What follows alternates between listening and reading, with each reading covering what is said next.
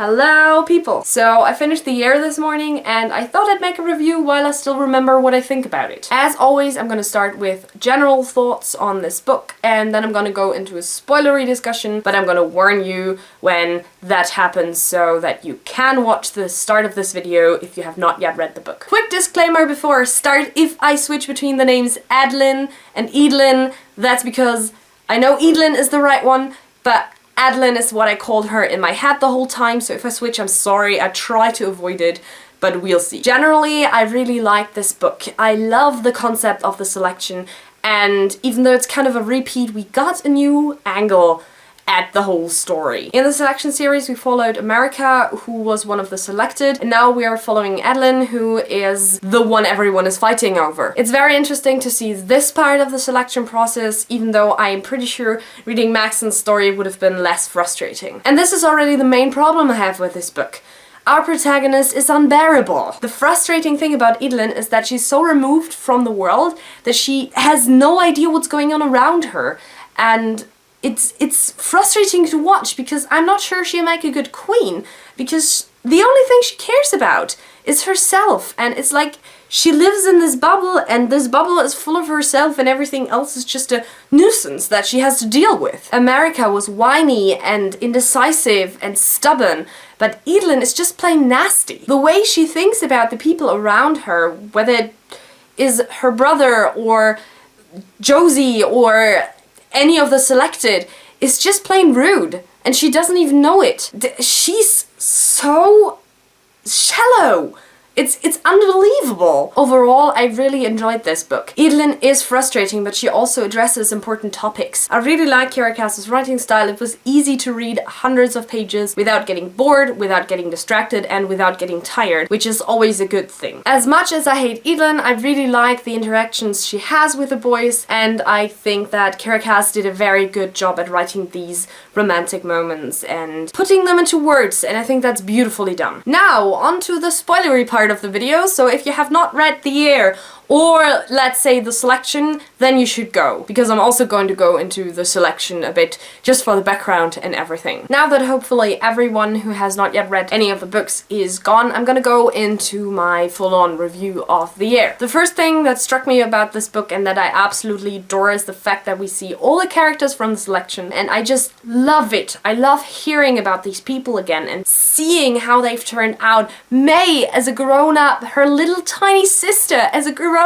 auntie. And it's been 20 years, and America is now, if I have calculated correctly, 38, and she's a mom. And it's so nice to see that America and Maxon really love each other. I love it. I love this aspect of the book, and that's just something that I love about sequels in general, that they pick up people who I've read about previously and I get to know what happened to them 20 years later, and I just enjoy that very much. Compared to the selection, the palace felt much safer in this book. We have this loving family around her, it's her home, and the boys are mostly very nice to her. She has her guards who are guarding her from everything outside. But in the selection, we had the evil inside of the castle with Maxon's father. He always threatened America. She was never safe. One step out of the line too far and she could have gotten killed. So this time the palace really is this castle of safety. On the one hand, it's nice to have a safe place, to know that you're safe inside this castle. This is your home and you're reading a happy little story inside of the castle. On the other hand, there's this threat outside that is constantly growing and we only get glimpses of it, even though we're at the source of the information. Edelen is the future queen. She should know about what's going on outside, but she doesn't really seem to care, and that makes me anxious because I felt like she should care. I felt like she should go up to her dad and be like, I'm gonna be the future queen.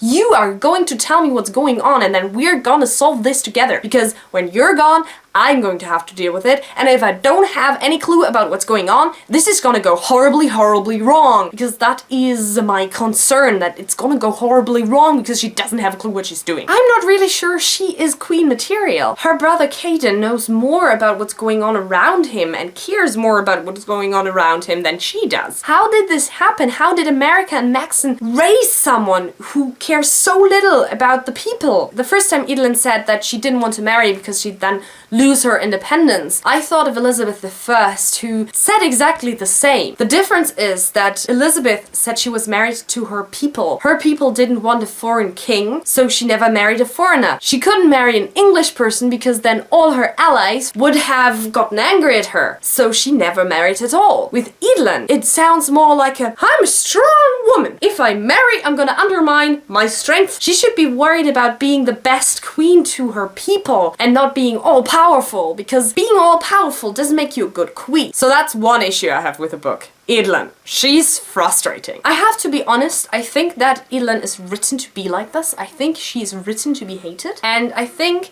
that this is because she's starting to change. In the beginning of the book, she's completely obnoxious and unaware of anything around her, but by the end of the book, she slowly realizes what a horrible person she is, and that she has to change something, and she's trying, but she hasn't yet found the right thing to change. And she realizes that she's starting to like the boys, and she's let down her guard. And if this change is going to continue the way I think it is going to continue, we're in for a surprise. I think there's one first simple solution to the problem that this country has at the moment, and that is to go out to the people and to ask them what they need and then do something about it. It's not so hard. On the first 100 pages, Caden said exactly that. When he was asked what the first thing would be that he would do after he became king, he said he would go out and ask the people what they needed, and that's what Edelen needs to do. She has to listen to her people, and she has to act on what they're saying. If she could just talk to Caden and then take his ideas and do that, and if she could just go and talk to Kyle and take his architectural designs and just do that, make them reality, please, then everything can be fine. I really think that she is going to change, and I have hope for her. I do really think that she was written to be hated so that she could change into something we could love and that her people could love, because that is the problem. When she changes and when she becomes someone her people like, then we will like her. This is why I have hopes for the second book. Another thing that I prefer about the Heir compared to the Selection is that we have no idea who she's going to end up with. In the Selection, we had the 3 books entitled The Selection, The Lead, and The One, making it extremely clear that America is going to be the one Maxon is going to marry. With this book, it is much more logical that she's choosing, because we have no idea who she's going to end up with. We can speculate, and I'm gonna do that later on in this video, but we have no real idea. The books have not given it away, and I love that so much about this book, because we can speculate. The Selection was very straightforward. You had a female lead and a male lead, and they were gonna get together. In this book, we have one female lead and a lot of male leads, and we have no idea who's gonna end up with whom. Am I implying that some of the boys are gay? I think I am. That's not my intention. That would perfectly, I'd love that. I didn't intend to imply that, but that'd be amazing. I'd love that. So now that I've ranted enough about Edelen, let's talk about the boys. The first thing I have to say is that I can't decide myself. I was switching between the boys as she was switching between the boys. So I have no idea who I would prefer her to end up with. First off, Kyle. I knew he was gonna be in the Selection the moment he showed up. The moment she introduced him as an antagonist, I knew she was gonna end up with him, or at least fall in love with him, and he's still my strongest guess at who she's going to marry, even though the other boys are nice as well. I love Henry. He's so kind and so gentle, and he's just so lovely. I love him so much. But then there is the language barrier. And here's another point where I'm angry at Edelen. In her opinion, Henry has to learn English for them to be able to get married. But if she really wanted to marry him, she'd learn Finnish for him. Language and a relationship go both ways. So it is her job as well to learn Finnish. With Henry comes Eric, and I love Eric, and if it's possible, even more than Henry. He and Edelen have such a genuine friendship. I wish he was part of the selected boys, because then she could marry him and be with him. The only reason I don't want Eric and Edelen to be a couple is because it would break Henry's heart. So for me, in the overall prospect of the Selection, Eric is definitely out, because on the one hand, he's not even part of the Selection, and on the other, being with him would kill Henry, and I can't see that. I don't want to see that. Next on the list is Hale,